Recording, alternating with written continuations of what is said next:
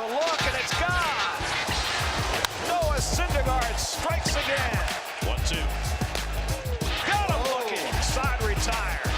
8 strikeouts for Syndergaard in 8 scintillating innings. And Farmer watches strike 3 call. 0-2.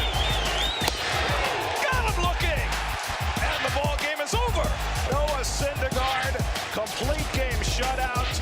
He comes up aces. Thor's hammer returns. Hello and welcome to Geico Sports Night. I'm Eamon McEnany. Ahead on the show, we'll preview the Yankees homestand as they get set to face the best team in the American League. And I'm Chris Williamson. Plus, we'll hear from the St. John's newest basketball coach, Mike Anderson, after he threw out the first pitch at Citi Field. But we begin with a new look Noah and his sensational performance against the Reds. We may have discovered the root of Noah's struggles. In his last 3 outings, Syndergaard has sported the same look on the mound, a full beard with the hair and a ponytail, and he's gone 0-2 with an 8.40 ERA in that span. But on Thursday, a new Noah, clean-shaven with the free-flowing locks. We all recall Jesse Winker waving goodbye to the Mets after Wednesday's game-ending catch, but Syndergaard gets him on a strikeout to open this game. And Mets fans were all too happy to return the gesture to Mr. Winker. Bottom 3, the Mets offense hasn't scored in 11 straight innings, but it's Syndergaard who puts an end to that drought. He goes opposite field off Tyler Mahle for his second dinger of the season. Mets have a 1-0 lead. Same score in the 6th.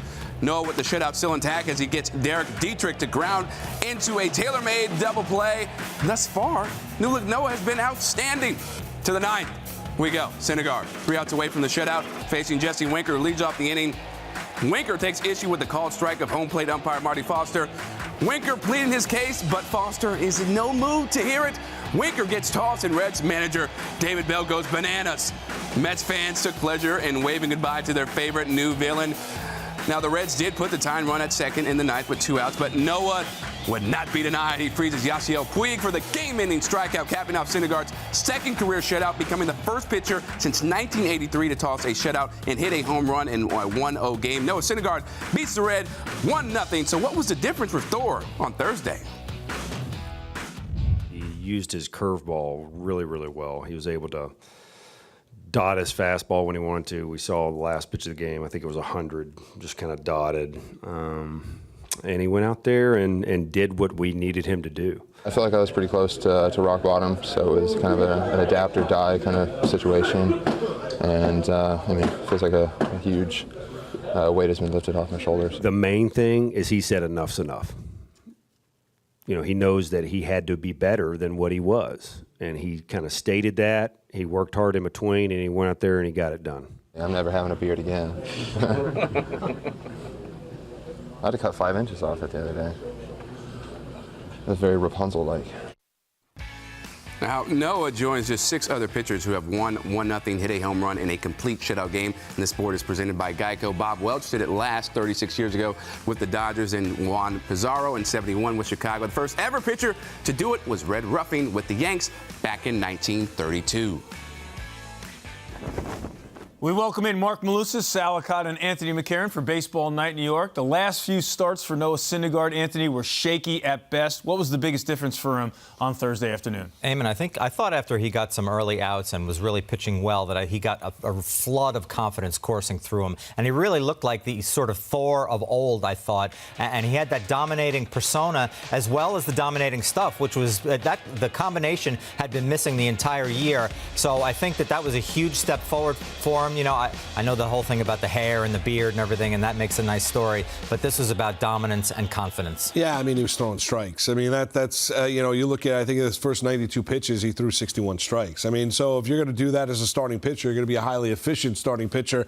And, you know, unless you're grooving it, if you're grooving it, you're going to be out of the game pretty quickly. But I thought Syndergaard was able to throw the pitches that he wanted to throw in any given count and be able to hit him where he needs to hit it. I mean, you look at the pinpoint control, something that he had. And honestly, he looked calm, cool, cool, collected on the mound. He looked like he had a game plan going in. He executed the game plan, but certainly we know he's going to throw at high velocities, Sal. The control was there. Yeah, the use of the curveball with Syndergaard, the fact that he's facing the Reds, and we talked about that. Yeah. But he was terrific, and I don't think it should be overlooked. I know it sounds nuts, and you could say it's a good story, and it's not ultimately a difference maker, but the hair down, shaved face, if it makes him feel different and more confident, then it is something. And I do think, to your point, Ant, getting the early outs, feeling different, feeling like his old self out there, the success breeded confidence in this particular case. And as the game went on, he got stronger. It was vintage Noah Syndergaard by looks with the hair and the no beard on his face, and by dominance out there shutting down the Cincinnati Reds. So DeGrom became a Cy Young Award winner by cutting his hair. Yeah, well, hey, whatever works. Whatever you think works. He said it's not going to. I mean, he said he's not going to grow a beard anymore. Yeah, I understand. It's interesting that confidence is such the buzzword for Noah Syndergaard, because he appears as such a confident person, but sometimes on the mound, that appears to be nowhere near part of his game when he's shaky. So Syndergaard and DeGrom have combined for 16 scoreless innings on Wednesday and Thursday. So, Moose, is this like the end of Coming to America when Randolph Duke says to his brother, Mortimer, we're back? Yeah, that's YouTube it, young people. You know what? Is it a turning point? I had all the confidence in the world that DeGrom was going to turn this, turn the little bit of a, a little bit of a hill or a little bit of a swoon around. I didn't have that kind of confidence with Syndergaard. I got to see it more from Noah Syndergaard in order to believe that he's turned a corner here. Is this what the Mets envisioned? Yeah. I mean, this is the dream scenario where you have the top two guys, and you have Wheeler, and then you have Matz, and being able to work your way through. And more often than not, you're going to be put in a position to win a baseball game. And yes, this is the dream scenario for the Mets. I believe more in DeGrom than Syndergaard, even though we know how much raw ability Noah does have. Well, maybe I'm a nervous Nelly, guys, but I needed to see DeGrom pitch well after the barking elbow incident because he hadn't in his previous two starts since coming back from that. So that really made me rest a little easier. I'm sure Mickey Callaway and the gang were pretty happy with that as well. I know DeGrom said he was fine, but still, I like to see that excellence hurdle be cleared before I pronounce him back to where he is, and now I'm ready to do so. Yeah, I have full confidence in DeGrom. I was never worried about him. As far as Syndergaard goes, I'm in agreement that this was a nice step. It's encouraging because I was starting to lose faith that we would ever see that again, but we need to see more of it. DeGrom, I think now that, he had a good start, you could put all the negative starts past him. Well, and Syndergaard, he even said it himself that he felt like he was pretty near rock bottom, which I thought was great. Well, that's the thing. Honesty about the confidence. From him, too. He clearly didn't have it. He was talking about, I don't know, this is unacceptable. I'm trying to figure it out. You thought it would come sooner than later. Finally, today you saw it happen. I mean, that tends to come with an ERA over 6. So yeah, right. A loss of confidence in exactly questioning the ability. All right, Syndergaard, DeGrom, that's the good news. The bad news is 1 run in the last 2 games, and that 1 run, of course, driven in by a pitcher. So, Sal, is it time to panic about the Mets' inability to score runs? Panic may be a little strong, but I do think the success early on made this offense overrated. They're not that good. They haven't been. So they have the guys there that have potential. Michael Conforto's got to get a base hit at some point. I mean, I don't care that he's walking. He's supposed to be hitting 300 at least. He's hitting 260. So he's got to hit. A walk is not as good as a hit. Brandon Nimmo has killed them. He's done nothing, whether they put him first, third, down in the order. Those are 2 guys right there that have to be better. Cano's got to be better. Ramos, Rosario. I mean, you look at the guys and you've seen at times they could be decent offensive players, but it hasn't come together. Outside of McNeil and Alonso, they haven't hit. I think they've been a highly overrated offense. Conforto's 3 for his last 21, I think, but he is walking, Sal, to your point. I know you don't like that, but it does create... Not with him.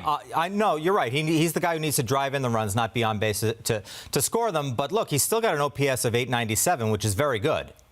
Yeah, panic's a little strong. I mean, I think there's concern level when you look at certain guys individually. You look at Nimmo coming off the year that he had last year. You look at Robinson Cano, and certainly he had the PD suspension a year ago, coming now to the National League, back to New York, a place they wants to play. So you look at each and every individual storylines, and there could be a little bit of an outlier, a little bit of a red flag. But the thing with the Mets is that's not the engine. That's not gasoline to the engine. The engine is really built around the starting pitching. And as long as they go, that's how this organization will go. They're not going to hit their way to the playoffs. They're going to pitch their way to the playoffs. Licata and Malusis judging the use of the word panic. I mean, you guys are on 9 million shows and you're telling me panic's a little too much? Sal, Don't be sensitive. Sal, I cannot wait till you start coaching Little League. A walk's not as good as a hit, Sparky. Sal, Moose, Anthony, you guys are coming back to talk Yankees later on in the show. Coming up next on Geico Sports Night, Pete Alonso's been as good as advertised in his rookie years. How good, you ask? He's already receiving honors for his outstanding play. Plus, after seeing a sports psychologist, Yanks pitcher James Paxton aims to keep on rolling as his team gets ready to face some major competition. Just how important will he be? We'll discuss. And Noah Syndergaard came to dominate on Thursday against the Reds like vintage Thor. So what was the secret to his historic performance? Stick around for the answer, people, when we return. Geico Sports Night is brought to you by Geico. 15 minutes could save you 15% or more on car insurance. Visit geico.com for a free rate quote. Drivers just won't put their phones down. We need a solution. Introducing Smart Dogs, the first dogs trained to train humans, stopping drivers from liking, selfieing, and whatever this is. Available to the public? Never. Smart Dogs are not the answer. But Geico has a simple tip. Turn on Do Not Disturb while driving mode. Brought to you by Geico. I have a structured settlement and I need cash now. Call J.G. Wentworth. J.G. Wentworth, how can I help you get cash? I want to pay off my debt and move into my own place, but I need cash now to do it. Let's see if we can help. Do you get regular payments from an insurance company? For example, from a personal injury settlement or car accident? Yes, monthly, and it's been working out okay. The thing is, it's my money and I need it now. Right. So how does this sound? In exchange for some or all of your future payments, we give you a lump sum of cash now. And since this isn't a personal loan, there's no credit check. What will you do with more cash? Buy a car, get an apartment, go to school? After all, it's your money. Use it when you need it. Call now and you'll also get $25 for receiving a quote. Call 1-800-730-1623 for your free cash now quote. That's 1-800-730-1623. Call now. Thanks, J.G. Wentworth. Yes! Yeah! Hey, Tony. Hi, Glove. You like baseball? Yeah, of course. Great. Scan this number sticker with the New York Lottery's Collect and Win app. Attaboy. You're entered to win up to $5,000 in StubHub gift cards for events like this. Now raise your hand, Chief. Enter your Win 4 and numbers tickets with the Collect and Win app from the New York Lottery. This is the Durabit of the all-new Chevy Silverado. That is huge. It offers a built-in 120-volt outlet. Wow. Plug that in for me. Oh, holy smoke. And the all-new Silverado has more trim levels than any other pickup. Oh, wow. There's something for all of us. It's time to upgrade. Get 0% financing for 72 months on this all-new Silverado, or get a total value of over $9,000 when you finance with GM Financial. Tomorrow, Robinson Cano leads the Mets into Brew City for an early rematch against the Brew Crew as they look to earn a road W against Christian Yelich and company at Miller Park. And the ball game is over. Coverage begins with City pregame tomorrow at 7:30 only on SNY. And Alonso drives one to deep center field. And it's out of here! It's out of here! Alonso drives one. Forget that. That is way back in the shrubbery. Alonso drives one to center field. It's out of here. That is a big wow for Pete Alonso. And Alonso drives one deep left field. Forget that. And he flies one out to right. That'll win the game. Alonso's first career walk-off RBI. And the Mets win it 4-3.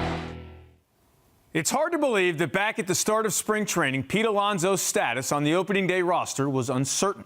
He also might have still been Peter back then. Well, that's all a distant memory, and after 9 home runs in his first full month as a major leaguer, Alonso was named the National League's Rookie of the Month for April.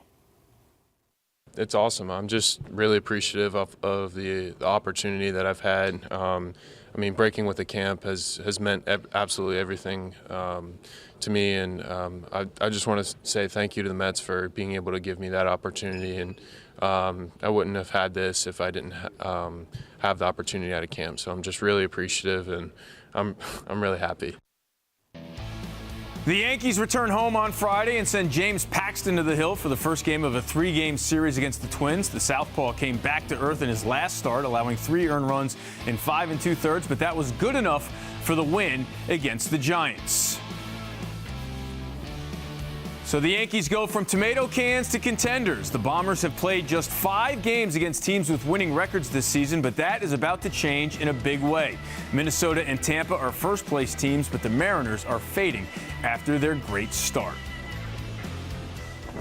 Time now for more Baseball Night in New York with Moose, Sal, and Anthony. So, fellas, good West Coast trip for the Yanks, but now their underman lineup goes against some real competition, the Twins, the Mariners, the Rays. So, do you think with this current group, Anthony, can they fare well in this 10-game trip? You know, they haven't had much success against winning teams. I think they're 0 for 5 against winners so far this year, which means that this makeshift group has really done well against the bad teams, and that's fine. That's what you got to do. You got to play who's on the schedule. But look, I think they've made some discoveries really with some of these guys who are getting a chance now. Gio Urshela is might be a real player. He's his improved bat, and he's always been a very good fielder. So there's guys like that. Now we know that Luke Voit is pretty real, and so. That's one of the things that the Yankees have seen so far. And now they're going to get these guys back from injury, and I think that they can hold their own against these big teams. The Twins are a surprise, but I think that they can. Well, yeah, I mean, it's a matter of holding your own. I mean, are they going to go out and win 7 in a row? No. I mean, they're not that talented, and there's less margin for error when you look at this lineup because they're clearly not as productive as when they are healthy. That means, you need your starters to be pretty good. You need your bullpen when they have a lead to be able to hold it. Sal, and you look at this scenario here, I think they can hold the fort. I think they can keep their head above water. I don't think this is going to be drowning time for the Yankees. Even though the schedule gets a little bit more difficult, they are going to get healthier. You give these guys credit because they were thrown into the deep end of the pool, and up until this point in time, they performed pretty admirably. Yeah, also, I mean, I don't look at the Twins as world beaters. The Mariners, the same thing. They got off to that hot start. They've come back down to earth a little bit. Rays are a good ball club, and this is not the real Yankee team. It's not even close. We're not even looking at the 3rd or 2nd string Yankee team. I mean, you're talking about 4th and 5th stringers here. So, but I do think the starting rotation is a big factor. As long as Paxton goes out there every 5th day, does his job. Obviously, Herman and all the guys got to follow suit. Happ has got to continue to be solid. I know Tanaka's been roughed up the last couple of times, but I think it starts with that starting rotation. The bullpen should be okay, and the offense has to do enough against those teams. I do think they'll be able to hold the fort down, but multiple reasons. I also don't think the schedule's that much more difficult. Okay, and so Anthony, you mentioned about Gio Urshela playing really well. With Miguel Andujar probably coming back this weekend, where should they place him? Well, that's a great question, and it's a good problem for the Yankees to have now because they do need the depth has really been important so far, and that's what Urshela will provide around the diamond because he's such a good defender. He can play multiple positions around the diamond, and I think that's what the Yankees will look to do. If Andujar is up to playing a lot of third base, then I think Urshela will move around, and hopefully he continues for the Yankees' sake to hit at a 330 clip or whatever he's at now. He's been incredible with the bat. Yeah, I mean, I got to see Andujar play consistently at third base. I mean, we are talking about a labrum tear. I mean, that tear's not going away. I mean, they can put off surgery, they can rehab it and everything and the like. And, I mean, but that's still there. So I don't know. I mean, I don't know how limited he'll be. When Andujar comes back to the lineup, it's for the bat. It's not necessarily for the defense. And they're going to make sure to protect him as best they can as an organization, make sure that his greatest asset, Sal, the bat, remains in the lineup. Well, that's the thing. If Andujar is going to be in there, why would you even risk putting him in the field? A, he's not a good fielder. B, he has that issue. So I'm making him DH. I mean, I'm letting him slowly work his way back. I don't think you just say, okay, he's back, here we go, and he's going to be the Andujar of last year pre-injury. So I would look to make Andujar DH. Plus, you get Urshela, keep him in the lineup, and have his glove in the field, which is what you need. The Yankees are a better ball club that way. So it's weird because the Yankees' best assets right now that are healthy or that are going to come back healthy are all in the infield. And that's LeMahieu's going to come back. You have Urshela there, and now you're going to have Andujar. I would put Andujar at DH. You leave Voit alone at first base. I'd rather have Andujar in there than maybe some of the guys they've been running out there in that DH spot. Yeah, they are trying to see if Andujar can play third, though. He's playing third in those rehab games. Homered on Thursday, I think, in the minors. Yeah, but how long does that last? That's the key. Well, yeah, that's right, and that's something they need to see. Right, you want to play it safe because it's early in the season. You have a long way to go. So play it safe. Urshela, the guy, I think that's the right move. Moose, Sal, Anthony, always a pleasure. We have more to get to on Sports Night. New St. John's coach Mike Anderson was on hand at Citi Field to see Syndergaard dominate. We'll hear from him about starting fresh in Queens. Plus, with the Islanders one loss away from the golf course, Barry Trotz will tell us the keys to bringing the series back to Brooklyn. That's on the way when Sports Night rolls on after this.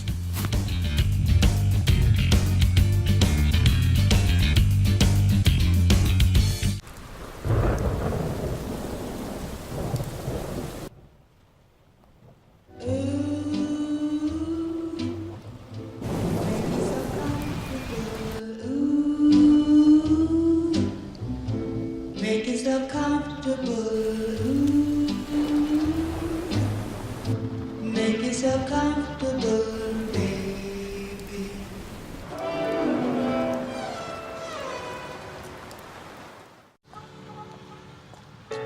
Baby, I'm not even in the gown. The only thing you have to say is make your jaw drop, drop. Saying my drop, drop, drop. Make you say, oh my God. My drop, drop. Make your jaw drop. Make you say, oh my God. And you never felt this type of emotion.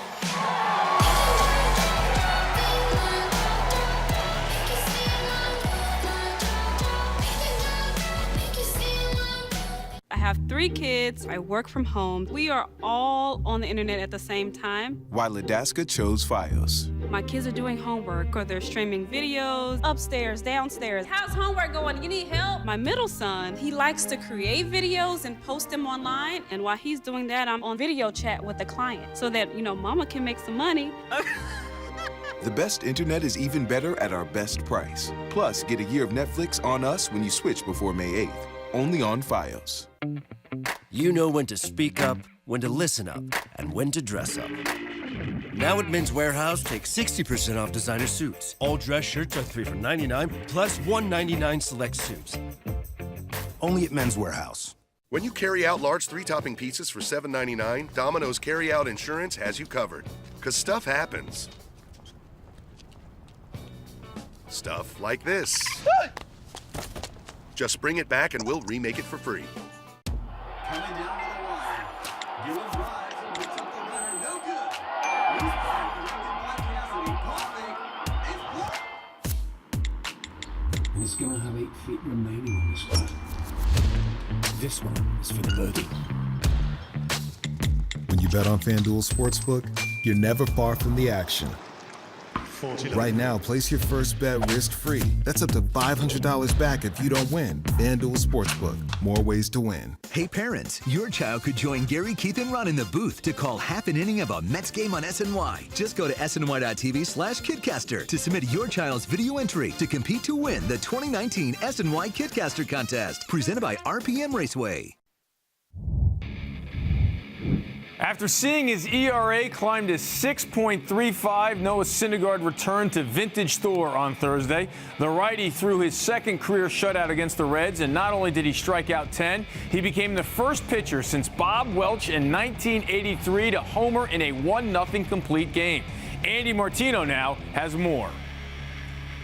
Noah Syndergaard with an absolute masterpiece at Citi Field on Thursday. And this does beg the question. He was struggling so much prior to this game, and he was so insanely good in this game. How did he move forward so quickly and so much? The simplest answer is velocity differential. He used that curveball in this game more effectively than we've seen in recent games. He also had a good changeup working. He used all his pitches. This, by the way, is very similar to how Jacob deGrom broke out of his own slump the night before, mixing speeds much more effectively. Mickey Callaway, who of course is a former pitching coach, talks about this a lot. If a pitcher's throwing 90 to 97 or 98 the whole game, no matter how good his stuff is, no matter how powerful his velocity is, hitters can kind of gear up. And as one hitter told me earlier this week, if a pitcher's in the 90s the whole game, you just gear up for that fastball, you gear up for that velocity, and you have to guess on location. Both deGrom and Syndergaard were better at that this week, and they gave the Mets what they so desperately needed,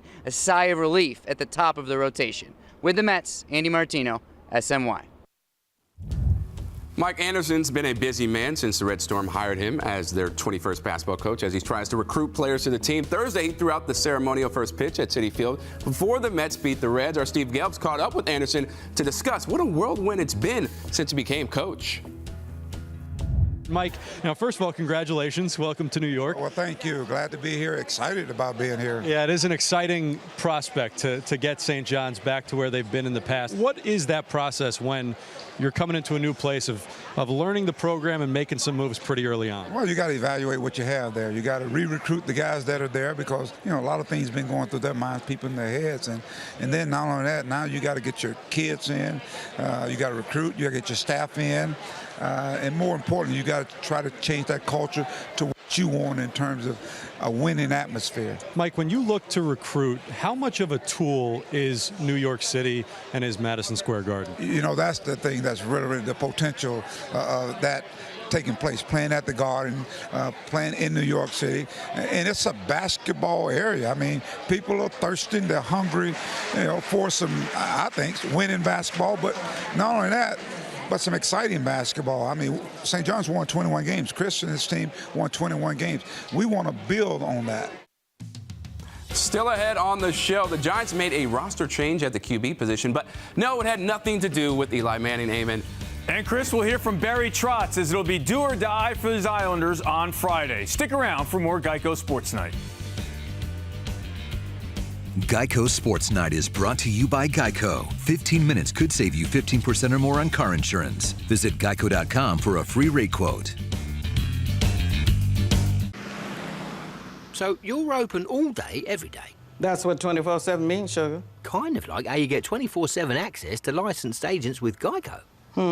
Yeah, you just go online, give them a call anytime. You don't say. Yep. Now, what will it take to get 24/7 access to that lemon meringue pie? Pie's coming! That's what it takes, baby. Geico. Great service from licensed agents 24/7. Having kids means having stuff. My Keystone Stairway bunk. Storage inside the stairs, behind the stairs, even under the bed. In gray, espresso, or white. Only $7.77 and only at Bob's Discount Furniture.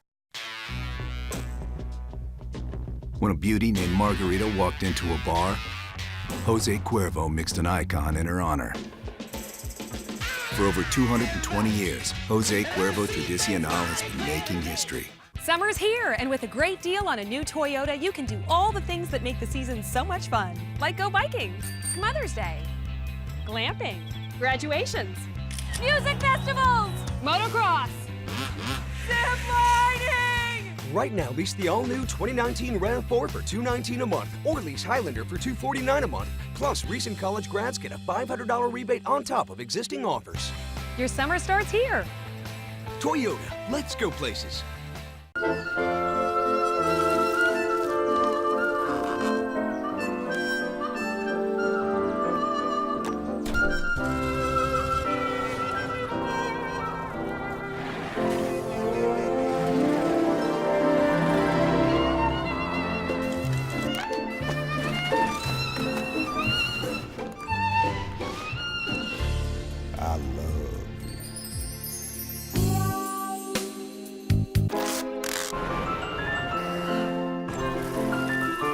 Strawberries? Okay.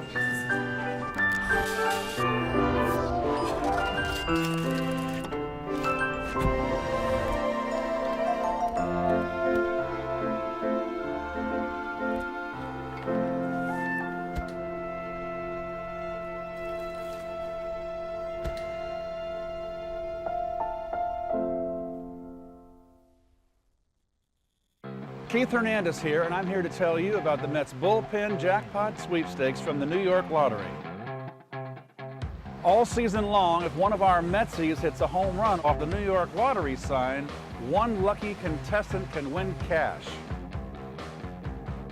For every game that the sign isn't hit, the Bullpen Jackpot goes up and up and up. Visit sny.tv/New York Lottery for your chance to win. With the Islanders' season on the brink in Game 4 on Friday night in Carolina, head coach Barry Trotz is mulling changes to his lineup, including possibly pulling Robin Lehner for Thomas Greiss in goal. Trotz knows that it'll take more, though, than lineup changes to bring the series back to Brooklyn for a Game 5. No, there's got to be, you got to man up a little bit here, and we've got to realize where you are. Like, tomorrow's our Game 7. That's how you have to look at it. That's the mindset. You want to be calm. You want to accept the challenge, but you want to have that desperation in your game, and you want to have that total commitment. And if it's not there, then you could be on the wrong side of what you want. Local NBA news before we go. Nets point guard D'Angelo Russell was cited for marijuana possession after being detained Wednesday at New York's LaGuardia Airport following a baggage check. A spokesperson for the New York Port Authority police said the spokesman said Russell was summoned for possession of less than 50 grams of marijuana and was later released. Not good to see from D'Angelo. I'll say that, Eamon. Now, and the Giants added another QB to their roster Thursday. They signed former Syracuse star QB Eric Dungy as an undrafted free agent. I wonder if Julian Love's going to